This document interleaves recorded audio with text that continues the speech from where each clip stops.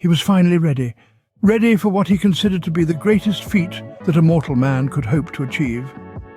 Eravan had been summoning lesser demons since he was 8, and the more powerful and dangerous kinds for several years now. Most of the time they had done his bidding willingly, for he had an affinity with them.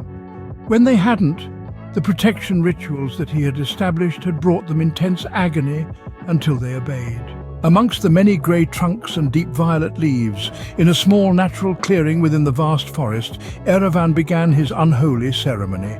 He was certain that he had memorized the protection ritual properly this time. His 27 grey-speckled black candles were in precise positions, forming a circle, 2 triangles and a hexagram. He scraped the earth with his tainted short sword of the purest gold in an intricate pattern known only to those who would summon the most vile entities. It had been several hours of intensive, deep chanting and concentration before the first of the desired effects from the ceremony transpired.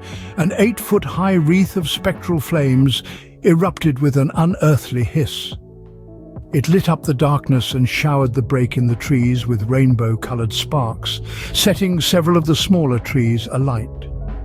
The unnatural, silvery, spectrum-hued light excited Eravan, but he contained his emotions as that, he had surmised, was what went wrong last time. The voices began to speak soon after, as Eravan glared into the flames. They were deep and barely audible, and seemed to enter the consciousness through the eyes rather than the ears. It brought him sympathetic pain to hear their laments as they pervaded his mind and soul. All of a sudden, there was another presence.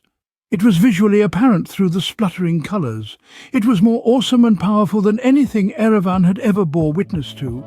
Struggling to stay upright because of the shuddering and nausea he was experiencing, Eravan saw Dhal'Ghesh for the first time. He was quite a distance away through the window between planes.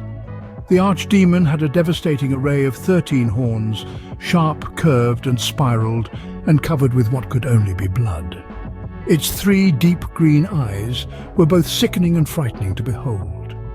Eravan knew that he could not face them directly, for the teaching said that it would drive him to insanity, and they were correct. Dhal'Ghesh's flesh was of the deepest red, like dried blood, and even in the distance its stench was difficult to bear.